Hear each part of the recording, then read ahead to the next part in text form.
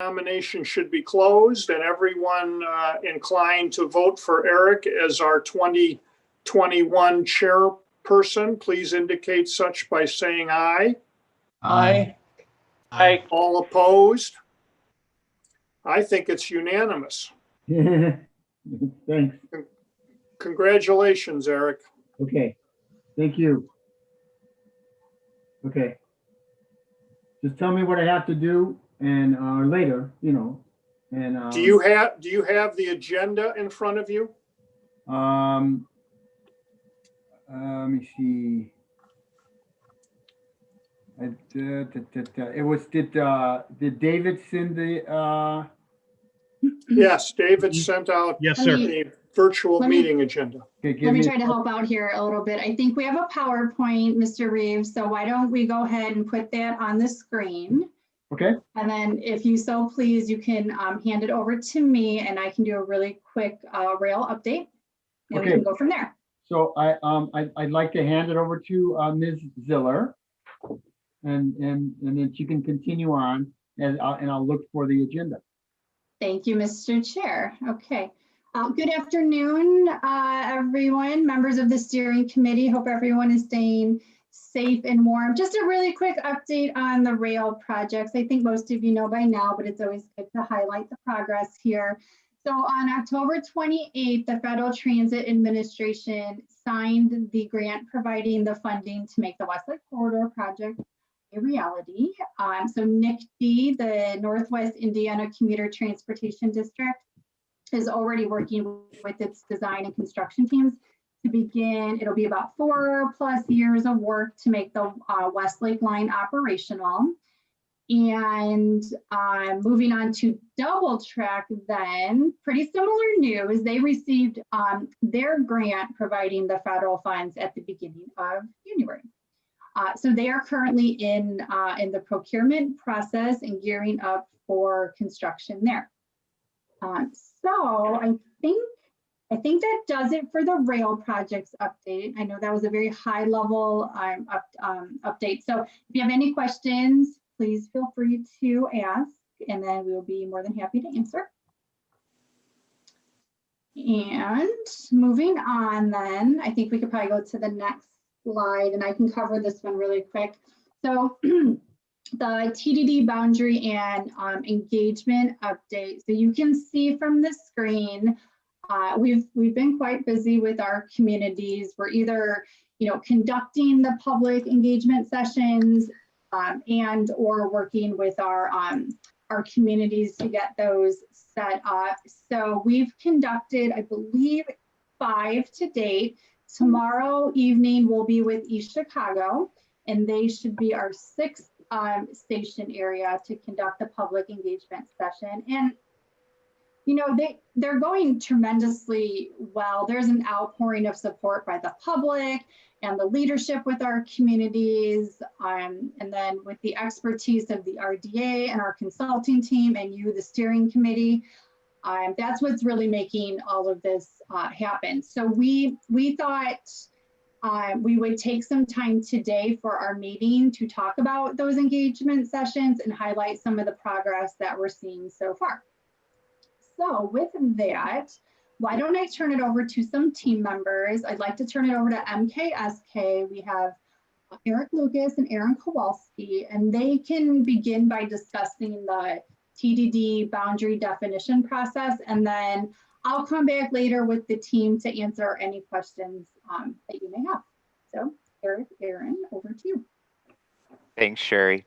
So I'm going to kind of walk you guys through the process, and then if you want to kind of reflect back to the list that Sherry had up on the screen. So we've kind of gone through most of these steps, and we're kind of at the step of revising the boundary with the first 6 communities.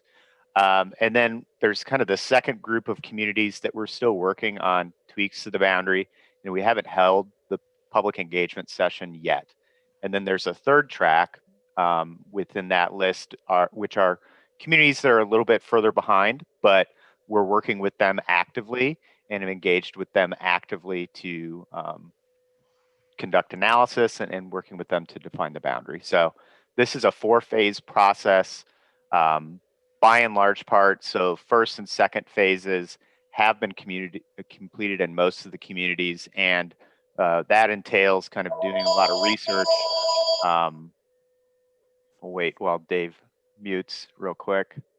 Thank you. Holding community leadership workshops. Because of COVID, we're doing a lot of those virtually, but we are meeting with communities multiple times throughout this process to learn what projects are in the pipeline, what their goals are from an economic development and development perspective, what some of their concerns might be, and really work through them in an iterative way to define the boundary. Then we get to phase 3, where we're actually drafting the boundary. We collaborate at that point with NICD. Often we'll have a meeting with NICD to discuss any station improvements that may occur as part of the project and understand the infrastructure piece, as well as bringing in our market team to look at what demand exists for future development in the area, and then looking at sites and the ultimate developability of these sites, and really trying to craft a strategic approach towards a boundary that brings in all of those different factors before we go to the public. And before we go to the public, we also test this out with community leadership, make sure everybody's kind of in lockstep with the boundary in draft format. Then once we are kind of at that step, we test it out with the community, and we do that in a couple different ways. We do it via webinar right now because of COVID. So we would do a webinar for each of these station areas, and have been for several months now. They've been very successful, as Sherry's mentioned.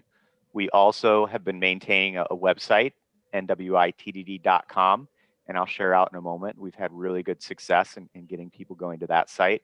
And then we have standalone galleries that are kind of at different city halls or town halls, and are really developed in a way that they can stay up for several weeks or months after the presentation, so the public can come on their own time to view materials. Next slide. And if anybody has questions as far as the panelists are concerned, please let us know as we're walking through this. I'm happy to answer any questions you all might have. So I mentioned the website, nwitdd.com. If you haven't been, check it out. This has been up for several months now, and we're really happy with the number of visitors after any news story, and the Times has been covering this project as well as the Post-Trib. And so we've had 3,200 unique visitors, and a lot of those folks are coming back. We have 8,600 page views, and that's as of yesterday. So that's really good for a project like this to be getting that kind of web traffic. Next slide. Now what I'd like to do is kind of walk through several of these boundaries and kind of give you a status update of where we are. And the first one is Munster Ridge Road. So you know, we started out in May of 19 with a bus tour and leadership work session.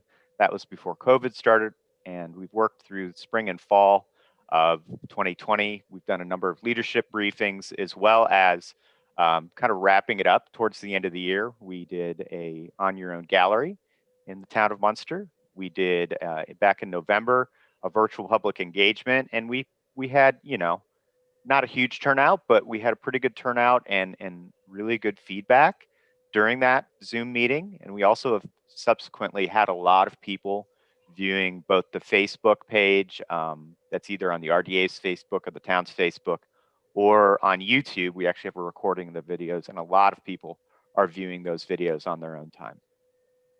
Then in the winter, you know, we've been working to coordinate on various projects. There's a ongoing Ridge Road and Calumet Ave streetscape study being conducted by the town. We're working with them to make sure that what they are thinking about works with the boundary and the, you know, upcoming economic development that could occur. And then after the meeting, you know, we meet with leadership. So in this case, we met with Munster leadership to make some adjustments to the boundary. And the boundary you see here is just over 316 acres. And this boundary is one that the community is comfortable with and that we're comfortable with. So we're kind of at a stage here where the boundary has been defined. So this particular community and this station is kind of ready to move forward to the next step of the process. Next slide. If you wanted to go to Main Street, David, I think you went to. Thank you. So the next one we looked at was Munster DYER Main, and this followed a similar track and timeline. since this boundary exists in both the corporate boundaries of Munster and DYER, we worked with both communities. And so we had a lot of joint work sessions between Munster and DYER. We had some work sessions with NICD, since there is a very large parking area here, and worked with NICD to understand kind of the art of the possible, what could occur in the future. We talked about joint development, and we talked about, different parcels of property in alignment with both towns' comprehensive plans and zoning to ensure that, kind of what could happen here in the boundary and the areas that we've taken into the boundary could be supportive from a development perspective. Since then, we've kind of worked to have a gallery, as I mentioned for the previous one, as well as in December, we did the virtual public engagement. And again, we got pretty good feedback from the community, a little bit larger turnout for this one. I think people started to learn a little bit more about this process. And given that it was 2 communities, we had pretty good feedback.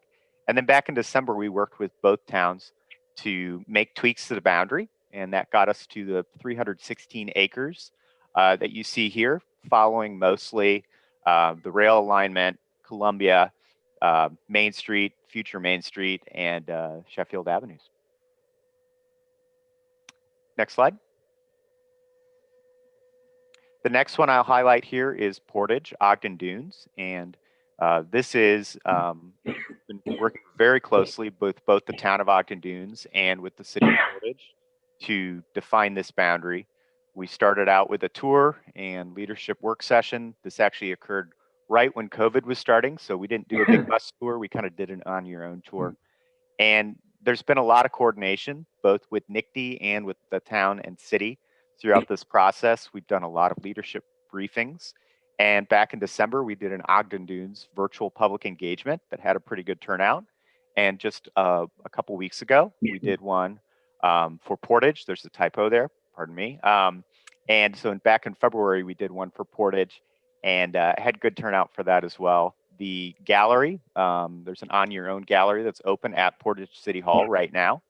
And we've already conducted a kind of a boundary feedback session with both the town of Ogden Dunes and the city of Portage. And I think we've got a consensus on the boundary. The boundary you see on the screen is about 312 acres with 14.9 acres, excuse me, in Ogden Dunes.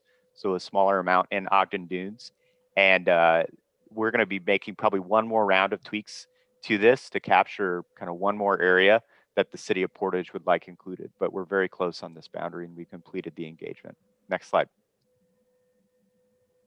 So another community where we're continuing to work and we've tested the draft boundary with the public. We actually had a meeting with them just recently.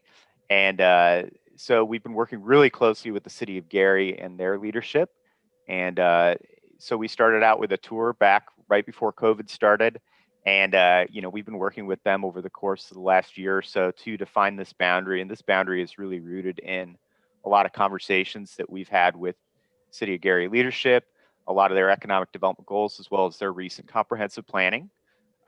Back just a week or two ago, we had our engagement session, and the On Your Own gallery is currently open in Gary, and we're currently kind of working to schedule a meeting with them actually next week to make some modifications.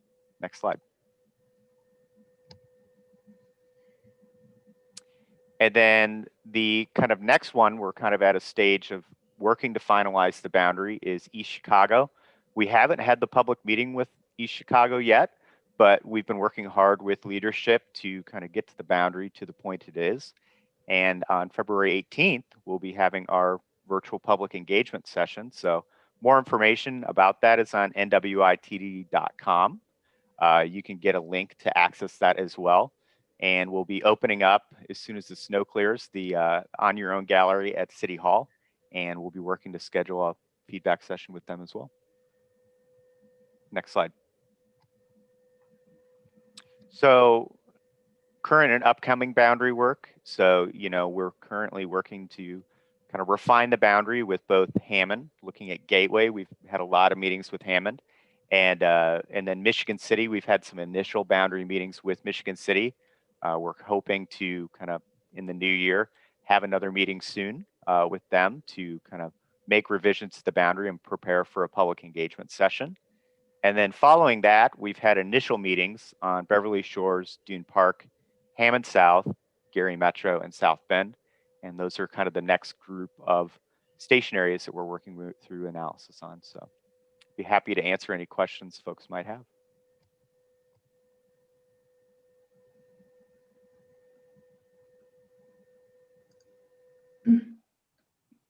Hi, Aaron. My name is Tim Corcoran from the city of South Bend. What sort of initial meetings have you had in the area? Maybe it's prior to me being on the board. You're talking specific to South Bend? Yeah. We had our initial meeting, I believe, with you a few months, Tim, months ago, Tim. And but I think that, and I would leave it to Sherry and team, but I think we'd like to have another conversation with you. Sure. Yeah. I mean, I thought maybe there was other things that you had talked to others between our conversations, or maybe prior to. So happy to set up any times to work with you and Sherry. Sure. Thank you, Tim. We'll be in touch soon then. We'll look at the schedule, but yeah, I think you're coming up. So, yep. Happy to establish the communication and get some more meetings scheduled to get the process rolling with you. Thanks.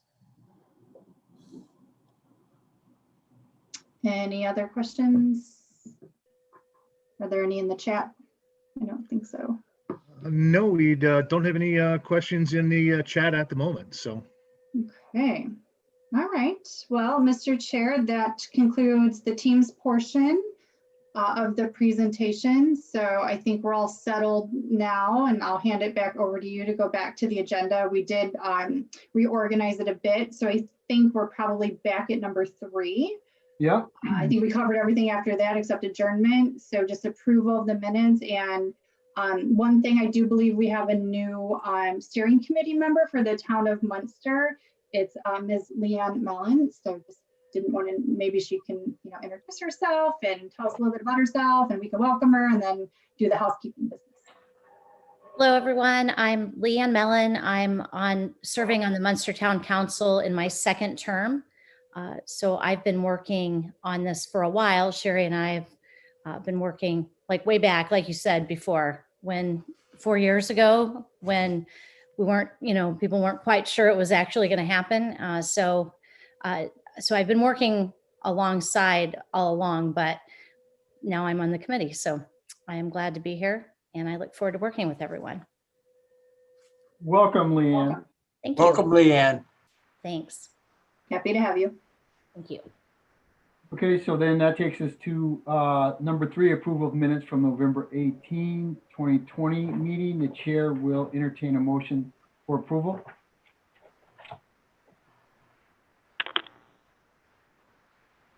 So moved. Second. This has been moved in second. Any questions or comments? Do we have a roll call? All in favor? Aye. Aye. Aye. Aye. Aye. Aye. Any nays? Okay, hearing none, seeing none, motion passes. You've done number 4, RDA update on the progress of the rail projects. And also community update. Review status report on MUNSTER, DYER, Portage. And we've done that. And next steps and questions, Ms. Ziller, right? Is that where we would probably go next? Yep, we can entertain that now if you'd like. Okay, let's do that. So what are the next steps and any questions from the board or committee?